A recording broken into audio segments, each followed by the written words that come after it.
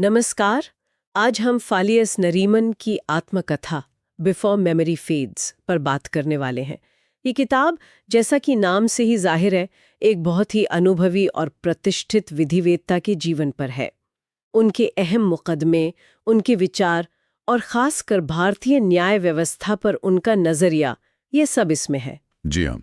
और नरीमन साहब का मकसद भी साफ था कि भाई याददाश्त धुंधली पढ़ने से पहले अपने अनुभव साझा कर दिए जाएं। लेकिन ये सिर्फ एक जीवन कथा नहीं है। जैसा आपने कहा, ये भारतीय लोकतंत्र और उसमें भी न्यायपालिका के कामकाज पर एक बहुत ही गहरी सोची समझी टिप्पणी है। बिल्कुल। तो आज के इस चर्चा में हम कोशिश करेंगे कि नरीमन के जीवन के कुछ खास पड़ाव देखें, उनके मुख्य तर्क समझें और भारतीय लोकतंत्र न्याय व्यवस्था पर उनका क्या सोचना था वो जानने की कोशिश करें किताब के जरिए। सही। तो शुरुआत उनके शुरू के सालों से करते हैं। उनकी पारसी विरासत, पारिवारिक मूल्य, इनका काफी असर रहा होगा उन पर। हाँ बिल्कुल, पारसी समुदाय और पारिवारिक मूल्यों का प्रभाव तो था ही। उनके पिता भी जज थे, तो शायद कानून की तरफ झुकाव वहीं से आया। अच्छा। पर उन्होंने हमेशा इस बात पर जोर दिया, और ये उनकी किताब में भी आता है, कि देखो, अच्छा वकील वो नहीं जो सिर्फ कानून रट ले, बल्कि वो है जो न्याय की असल भावना को समझे। ये सोच मतलब उनके पूरे करियर की एक तरह से बुनियाद रही।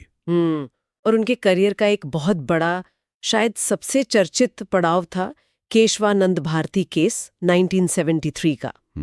इसे तो भारतीय संविधान के इतिहास में मील का पत्थर कहते हैं। इसी से संविधान की मूल संरचना यानी बेसिक स्ट्रक्चर डॉक्ट्रिन की बात निकली। बिल्कुल सही। और वो इस केस में एक प्रमुख वकील थे। उनका तर्क बहुत ही महत्वपूर्ण था।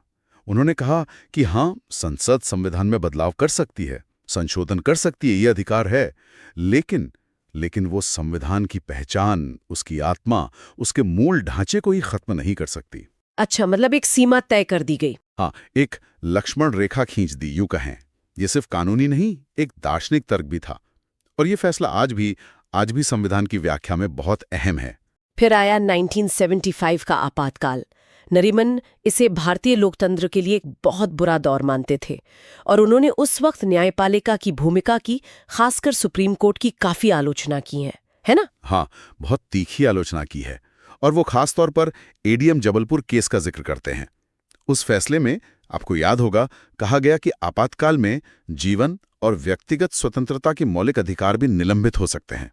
हाँ, वो तो बहुत विवादास्पद फैसला था। बिल्कुल। नरीमन के लिए ये न्यायपालिका का अपने सबसे जरूरी कर्तव्य से पीछे हटना था। उनका मानना था कि अगर कोर्ट ही नागरिकों के अधिकारों की रक्षा नहीं करेगी, अगर वो सरकार की हाँ में हाँ मिलाने लगेगी, तो फिर लोकतंत्र का क्या मतलब? ये उनके लिए सिद्धांत का सवाल था, बहुत बड़ा। और अपने सिद्धांतों पर वो कितने अडिग थे, इसका एक और उदाहरण मिलता है 1980 में, जब उन्होंने अटॉर्नी जनरल के पद से इस्तीफा दे दिया था। ये कोई छोटी बात नहीं थी। बिल्कुल नहीं। और वजह, जजों के तबादले की जो सरकारी नीति थी, उससे उनकी असहमति थी। उन्हें लगा कि ये न्यायपालिका की स्वतंत्रता पर सीधा हमला है। तो ये इस्तीफा सिर्फ एक घटना नहीं है, ये दिखाता है कि व्यक्तिगत ईमानदारी कितनी जरूरी है, खासकर जब सत्ता का दबाव हो। एक पावरफुल मैसेज था ये। किताब में भोपाल गैस त्रासदी का भी जिक्र आता है, 1984 वाला। यूनियन कार्बाइड के खिलाफ जो मुआवजे की लड़ाई थी, उसमें उनकी भूमिका थी, पर शायद समझौते से वो खुश नहीं थे। हाँ, उन्होंने माना कि पीड़ितों को जो मुआवजा मिला वो उनके नुकसान के हिसाब से बहुत कम था और न्याय शायद पूरी तरह नहीं हो पाया। इस बात का उन्हें अफसोस भी रहा। ये दिखाता है कि कानूनी जीत और असल न्याय में कभी-कभी फासला रह जाता है। वो इस बात को लेकर संवेदनशील थे। इसके अलावा वो न्यायिक सुधारों के भी बड़े पैरोकार रहे हैं। जजों की नियुक्ति का जो तरीका है, कोलेजियम सिस्टम, उसकी पारदर्शिता पर उन्होंने सवाल उठाए थे। सही कहा। वो चाहते थे कि जजों की नियुक्ति में ज्यादा पारदर्शिता हो, जवाबदेही हो। कोलेजियम सिस्टम की जो कमियां हैं, या फिर अदालतों में मुकदमों का जो बोझ बढ़ रहा है, भ्रष्टाचार के मुद्दे, इन सब पर वो हमेशा खुलकर बोलते थे, बेबाक थे। और सामाजिक स्तर पर देखें तो भारत की जो धर्मनिरपेक्ष पहचान है, उसके वो मजबूत समर्थक थे। शायद अपनी पारसी पृष्ठभूमि की वजह से भी। हाँ, ये भी एक वजह हो सकती है। वो धार्मिक असहिष्णुता को भारत की तरक्की में एक बड़ी रुकावट मानते थे। उनका मानना था कि भारत की असली ताकत उसकी अनेकता में एकता है और इसे हर हाल में बचाए रखना जरूरी है। तो कुल मिलाकर अगर देखें तो बिफोर मेमोरी फेड्स सिर्फ एक आत्मकथा नहीं है। ये भारतीय लोकतंत्र, संविधान और खास तौर पर न्यायपालिका, उसके कामकाज, उसकी चुनौतियों पर एक बहुत ही अनुभवी और गहरी नज़र है। ये किताब वाकई सोचने पर मजबूर करती है। वो बार बार यही सामने आता है कि देखो, न्यायपालिका लोकतंत्र की रीढ़ है, उसकी आत्मा है।